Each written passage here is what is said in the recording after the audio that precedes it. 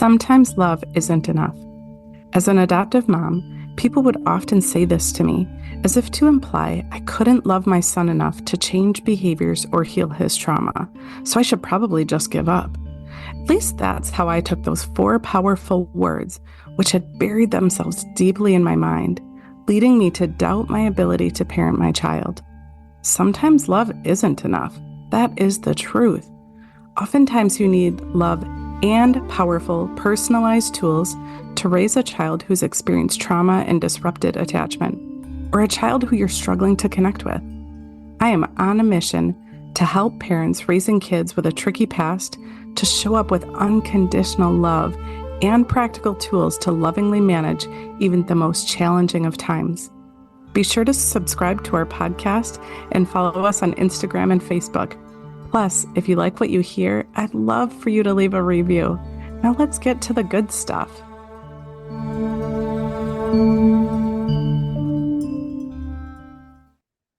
Welcome back to Sometimes Love Isn't Enough. So I'm Angie. I am your host, and I'm so glad that you are here hanging out with me. So for today's episode, I want to talk about this question. Is your child good or bad? I know it probably sounds like kind of a silly question, but it comes up a lot actually, right? I will hear parents time and time again, and they might not exactly use the word bad. I know that there's been a lot of shift in society about labeling the behavior, not the child, but hang there with me for a minute as I describe what I want to talk about. Because although we may not label our kids as bad necessarily, we do definitely put our kids' behaviors and sometimes our kids into those two buckets, the good bucket and the bad bucket. Even if we play with words, our kids know, right? If we say that our child's behavior is so frustrating and our child hears that, they're still going to feel like they're a bad kid. You can play with the words all you want. They're still going to feel like they're a bad kid. And I know I felt like I was so artful with this when my son was younger, right? Like I was very clear to never label him as being bad, but that the behaviors were frustrating or I was struggling with the behaviors. That's where I would put my focus. But back to what I wanted to talk about today is that I want to talk about actually those concepts of good and bad. Because when we label our kids as being either good or bad, we're actually putting our own expectations, our own perspective on things. I think about it, it happens actually all the time with little ones that we will tell them, good job, or you're being such a good girl, or that was so good. You made me so proud. But the thing is that I mentioned this in a previous episode, but our kids are their unique selves, and their job is not to please us. Their job is not to fit into our bucket of good. Their job is not to fulfill our type or expectations. Our child's job really is to fulfill their own purpose and to figure out where they fit in, how they belong, how they interact with others, how they are meant to be in this world that we're all in together. Our kids are not good or bad. But when I think back, I think back to me being a child. I was definitely considered a good kid. When I think about my brother and myself, I would get continuous feedback about me being good, me being well behaved, me staying out of trouble, doing all the things that are expected of kids. And of course, my parents didn't know better. I'm not, shaming them by any means, but all of that feedback that I received about being good and being, such a good girl and making good choices and all of those things inevitably put pressure on me to continue to try to figure out how to keep the people in my life happy, how to make decisions that matched their expectations, not my own. Right? Really hear me on that one. When I was little, and many of us fit into the same bucket, and think about your own kids. When I was little, and when many of us were little, we were taught to be good. But what in the world does good mean? Well, in my family, good meant certain things like, helping out around the house or following the rules or not getting into fights, right? Good meant meeting my family's expectations.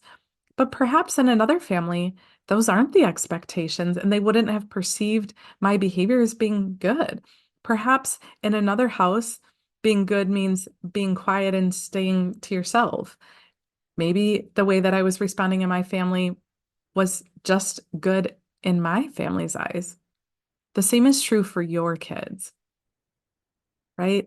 As parents, you have expectations. You can't not. It's part of the human experience. You have expectations about how your kids should behave, how they should interact with others, the things that they shouldn't do. You have all of these expectations about their behavior.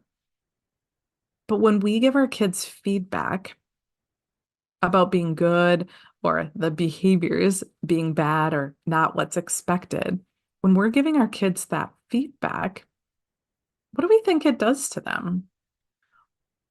How do we think that our kids process that information? I feel confident that when our kids are given feedback about being good, that there's a part of their brain, and there are definitely parts of their design that make them more susceptible to this, but there are parts of their brain that tell them, keep doing that, keep the other people in your life happy, which then creates all kinds of people pleasers who are not being their authentic self, right? I think I mentioned this in a recent episode, but I think as a people pleaser myself, I think that that's something that I'm really working on figuring out. Where where's me in all of this? What is it that I want? What is it that lights me up, that makes me happy? I think shedding away all of the stuff, all of the layers about being a people pleaser and trying to figure out how to keep everybody else happy makes it really hard to see what it is that I want inside. And so as we reflect on what this means for our kids, what in the world does that look like with our kids, right? I I struggle with this every day. Like I've mentioned before, we have a toddler in our house and I love her to the moon and back. And I catch myself a lot saying, "Oh, that was such a good job. You're such a good girl. You're so smart. You're being such a good listener." These are things that I have been so trained to say, to give that positive reinforcement, that positive feedback. It's so ingrained in me, but I'm really working on shifting that. And what does that look like? How in the world do we help our kids understand their authentic selves when we want to give them guidance, right? We want to teach them about the world and about making choices, but let's use words that help them make choices that match them. Let's help them use words that help them navigate the world in a way that feels good to them.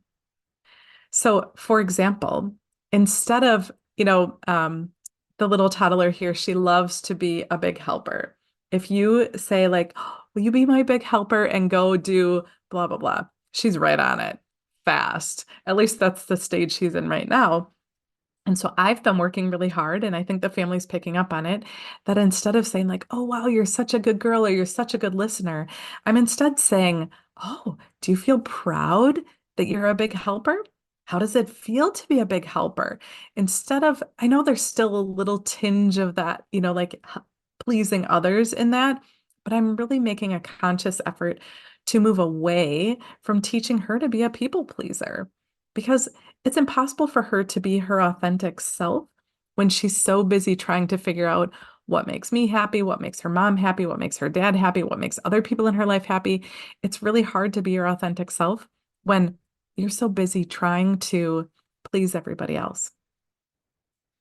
The same holds true when we think about those behaviors that we don't like so much.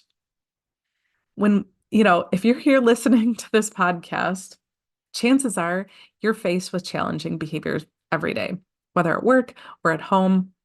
Chances are that's your reality. And it's overwhelming, it's exhausting.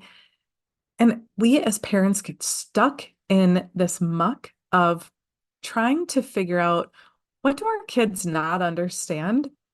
right? Like wanting to teach them right from wrong, which again is a bucket. But we want to teach them good and bad and right and wrong and expectations and not expectations. And so oftentimes when our kids misbehave, we jump in with that. We jump in to tell them, that they made a mistake, that they're not following the rules, that they're, not meeting expectations.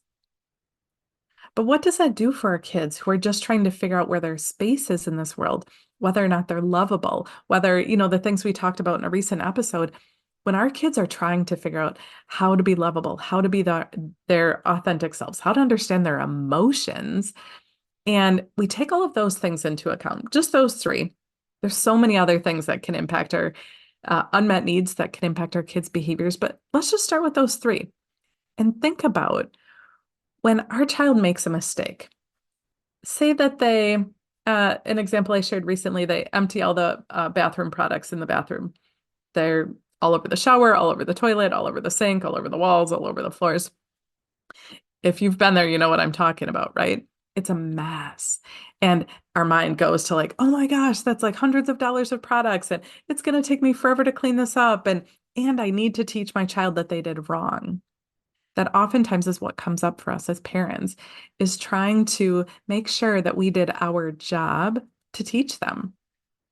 But where does our kiddo come into all of this? When we're really reflecting on whether or not our child is a good child or a bad child and really trying to just throw those buckets away, man. When we're really reflecting on that and thinking like, okay, so this thing happened. I don't know if my child knew that it was right or wrong, but what I do know is that as a parent, I have some really key goals. And it isn't about saving a couple $100. It isn't about um, it isn't about my child meeting my expectations. When I really take a step back and reflect on my role as a parent, my role really is to help our kids really be functioning members of society who feel happy and lovable and fulfilled. So when I really take that into account and think about reprimanding my child for, something that they did, perhaps the approach looks a little bit different. We can ask our kids, how did it feel when you did that? What are some things we can do to repair that? I felt, fill in the blank about that. Like I felt frustrated when I saw all of my products were dumped out. And now I have to figure out how I'm going to pay for that. That feels frustrating and overwhelming to me. How did you feel about what had happened? How are you feeling about it now? To really help our kids understand their emotions will be so much more powerful than reprimanding them, making them feel bad about what they did. Sometimes our kids who really struggle with impulse control, we can tell them all they want that they made mistakes, and they're still really going to struggle with impulse control and they're still really going to do stupid things because it's just part of what they're working on. So shaming them and making them feel bad isn't going to change that for them, but helping them really understand their emotions can. So that's what I want to leave you with today is as you're interacting with your kids, as you're really thinking about behaviors, really take note of yourself. Are you putting behaviors into the bucket of good and bad? Or are you really, really working on trying to help your kids understand how those actions felt to them, how those actions are helping them feel their purpose? Because quite frankly, it isn't about you or me when we're thinking about raising our kids. It's about them and who they're going to be when they get older. We get so caught up, almost like hands on the shoulder, shaking our kids, like you have to behave so that you don't end up going to jail or losing a job or, having struggles with relationships, right? We get caught up in this fear, this chaos of if I don't teach them right now, they're never going to learn. That's actually not the truth. I think if we help guide our kids to their truth of who they are, I think we'll see tremendously more powerful changes in our kids. I feel really powerful about that. I feel really strong about that. So, anyways, that's it for this episode. I hope that you found this helpful. And again, I would love your feedback. I want to make sure that these episodes are meeting your needs as parents And I'd love to hear how you're implementing. I'm trying to give you questions and tools at the end of every episode. So I'd love to hear how you're implementing them, what you're noticing. If you need some support, I'd love to do that too. And I mentioned this recently, but I am doing some human design readings. So yeah, send me a message and I will send you the details about that. So that is it. Take care and we will talk soon. Bye now.